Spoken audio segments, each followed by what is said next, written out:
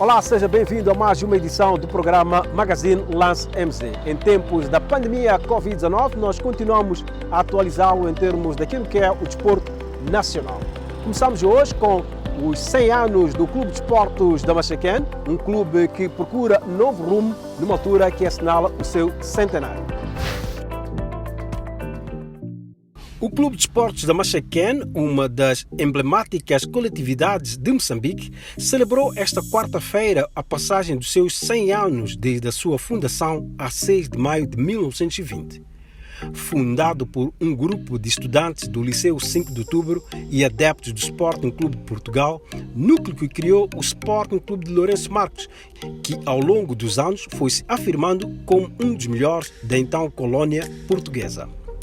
Desde a sua fundação a esta parte, o clube foi mudando de designação, tendo já se apresentado com o nome de Os Leões da Gorongosa, sendo que o governo então liderado por Samora Machel foi contrário a mudanças cosméticas, segundo escrevem os jornalistas Renato Caldeira e João de Sousa, que dão conta que entre dezembro de 1981 e fevereiro de 1982, o clube chamou-se Asas de Moçambique, designação que acabou por ser contestada pelo governo, que através de Marcelino dos Santos comunicou aos adeptos e sócios que a coletividade passaria a chamar-se Clube de Esportes da Machaquén.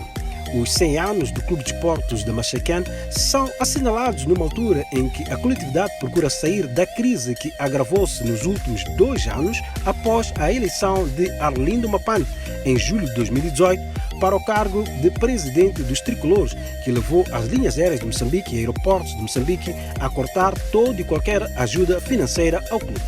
A época futebolística foi das mais negras para o clube, que acabou descendo de divisão, devendo passar a jogar no escalão secundário de futebol nacional, concretamente no Campeonato Provincial da cidade de Maputo, de acordo com a nova organização das provas no país. Atualmente, o Machaquén é liderado por uma comissão de gestão que foi empossada em outubro do ano passado e que, nesta altura, já está fora de mandato.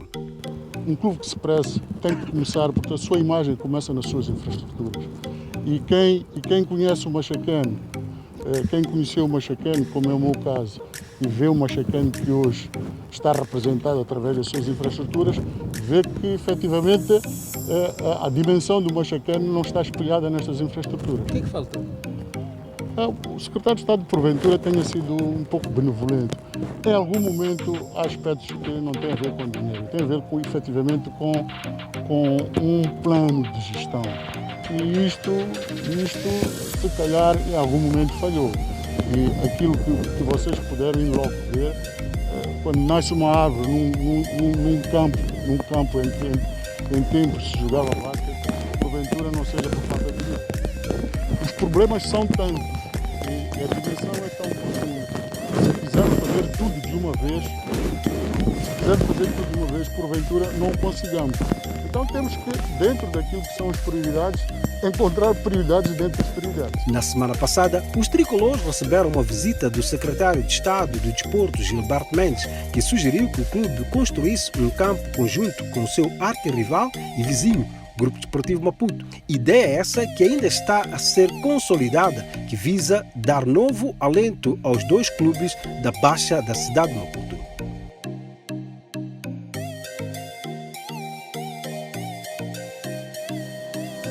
A Federação Moçambicana de Futebol pretende alargar o leque de votantes nas suas assembleias gerais. É assim que reuniu com algumas associações que são candidatas a serem membros desta federação.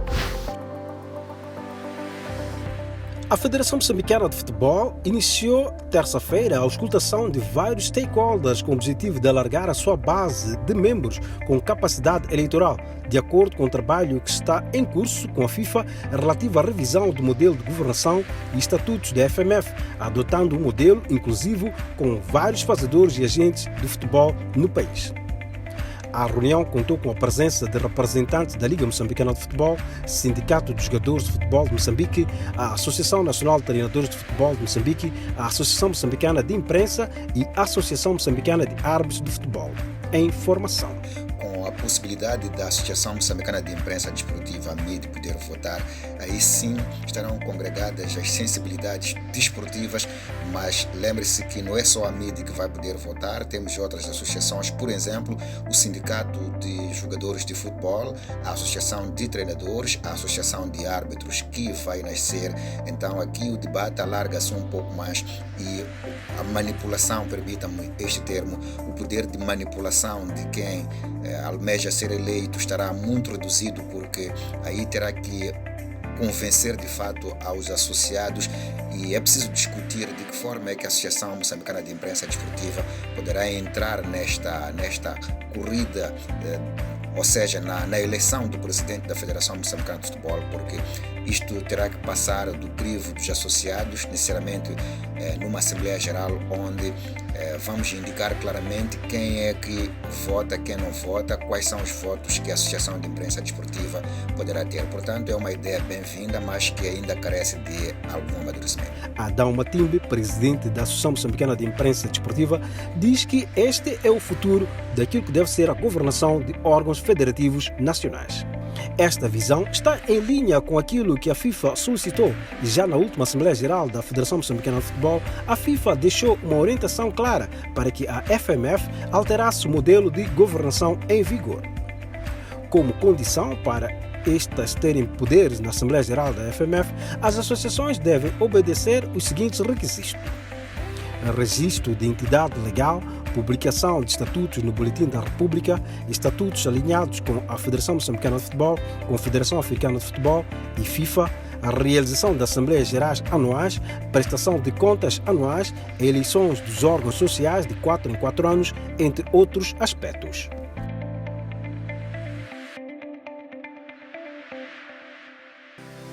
A atividade esportiva está de regresso em Portugal. É nessa ótica que o internacional moçambicano Zenedine Júnior, do Marítimo de Portugal, regressou aos treinos. Com a decisão da Liga Portuguesa de retomar o futebol ao nível da Primeira Liga para terminar as jornadas que faltam, o internacional moçambicano e capitão do Clube Marítimo de Portugal, Zenedine Júnior, regressou esta semana aos treinos. A treinar de forma condicionada, observando as medidas de precaução devido ao risco de contaminação com o coronavírus, Zenedine Júnior classifica de treinos tranquilos. O campeonato português irá continuar.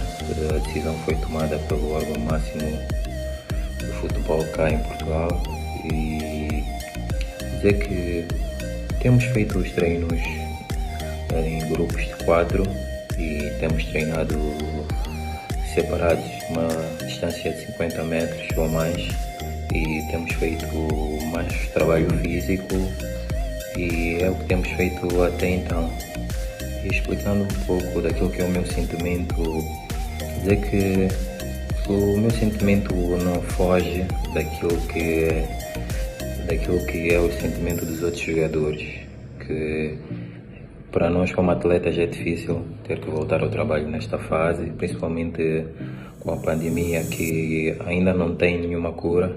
Na semana passada, em declarações ao matutino desportivo A Bola, Zenedine Júnior apelou ao alto sentido de responsabilidade por parte das entidades que tutelam o futebol português, tendo mesmo dito que o futebol não é apenas negócio. O futebol não deveria regressar tão cedo e principalmente sem a cura. Isso preocupa-nos, mas há assuntos que nós, os jogadores, não temos como resolver, e esse é um deles, e só podemos resolver aquilo que está dentro do nosso alcance, e esse é um assunto que infelizmente não está dentro do meu alcance nem ao alcance dos meus colegas. O órgão máximo é quem decide, e decidiram que o campeonato português deveria retomar, nesse caso a Primeira Liga, e neste momento temos feito aquilo que é-nos recomendado, não só pelo Ministério da Saúde, como com aquilo que são as recomendações dos treinadores. Temos treinado em grupos. Normalmente o que tem acontecido no meu clube é entra um grupo às 9h30 e quando termina o outro grupo entra às 11h30 para dar continuidade ao treino. Treinamos campos separados, que uns treinam no complexo, no centro de treinamento, e outros treinam no estádio.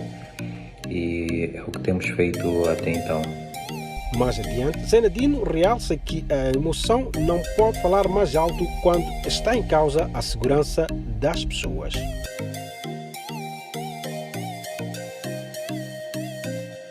O editor do Lance MZ foi convidado do canal Mídia Mais e no programa 442 explicou o surgimento deste canal de informação desportiva. Vamos acompanhar a entrevista.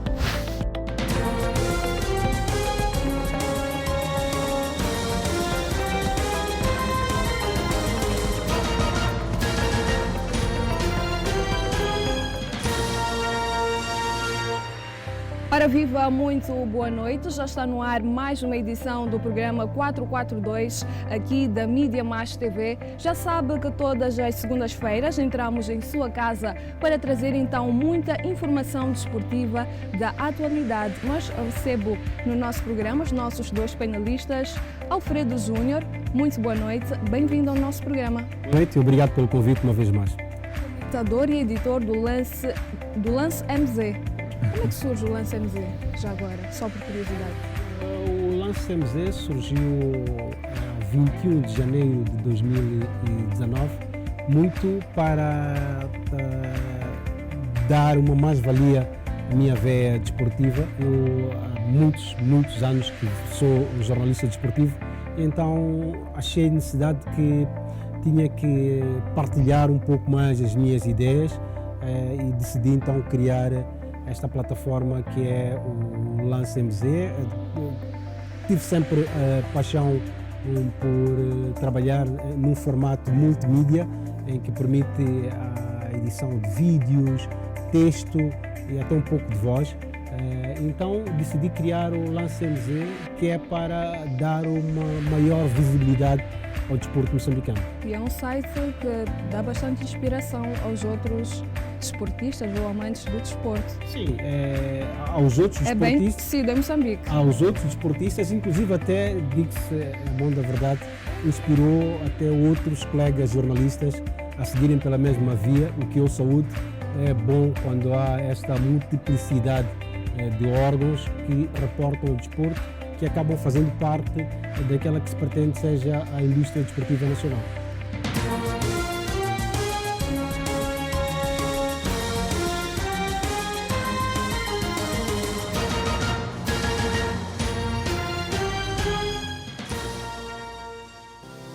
E é tudo quanto tínhamos levado para si nesta edição do Magazine Lance MZ. Siga todas as recomendações para que Moçambique continue a ficar longe desta pandemia do coronavírus. Observe aquilo que são as medidas ou recomendações sugeridas pelas autoridades da saúde. Lave as mãos sempre com água e sabão. Mantenha-se sempre distante das outras pessoas ou de aglomerados públicos. Use a máscara sempre que possível ou então fique em casa caso não tenha algo de importantíssimo por fazer fora de casa. Até a próxima!